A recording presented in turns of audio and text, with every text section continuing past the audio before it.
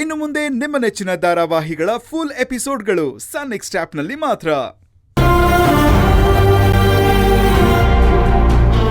ಅಣ್ಣ, ಇನ್ನೇನ್ ಎಲ್ಲ ಸಮಸ್ಯೆ ಬಗೆಹರಿತಲ್ವಾ?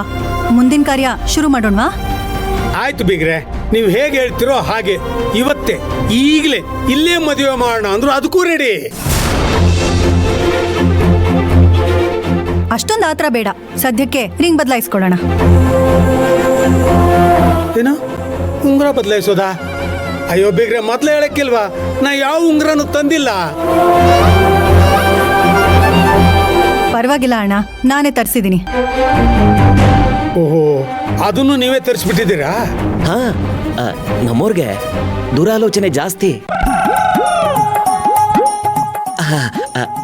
ಅಂದ್ರೆ ದೂರಾಲೋಚನೆ ಜಾಸ್ತಿ ಅಂದೆ. ಓ, ಮುಂದೆ ಏನಾಗುತ್ತೋ ಅಂತ ಈಗ್ಲೇ ಯೋಚನೆ ಮಾಡ್ಬಿಟ್ಟಿರ್ತಾರೆ. ಹೆಣ್ಣೆತ್ತೋರಂದ್ಮೇಲೆ ಈ ರೀತಿ ದೂರಾಲೋಚನೆ ಇರ್ಲೇಬೇಕು ಬಿಡಿ. ತಗೊಳ್ಳಿ.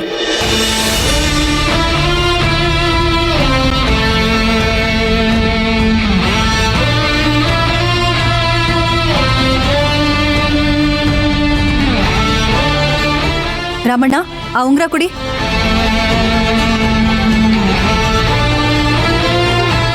ತಗೊಳ್ಳಿ ಅಣ್ಣ. ಅಳಿಯಂದ್ರು ಮೊದಲು ಉಂಗ್ರ ಹಾಕ್ಬೇಕು, ಕೊಡಿ. ಇಂದ್ರ, ತಗೊಳಪ್ಪ.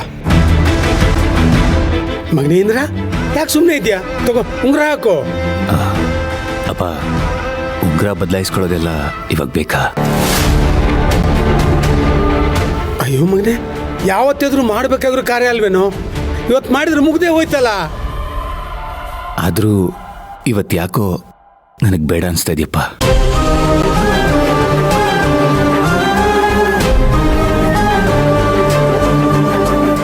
ಇವತ್ತು ನಾವು ಹೊರಟಾಗಿಂದ ಬರೀ ಅಪಶಕನಗಳೇ ಆಗ್ತಾ ಇದ್ದಾವೆ.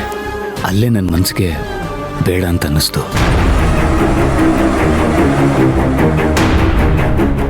ಆದರೂ ನೀನು ಬಲವಂತಕ್ಕೆ ಬಂದೆ. ಅಪಶಕುನನಾ?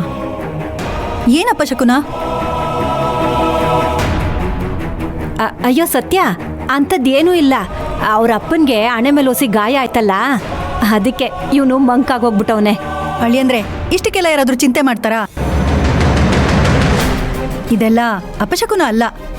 ಉಂಗ್ರ ತಗೊಂಡು ಹಾಕಿ. ಕೀರ್ತಿ,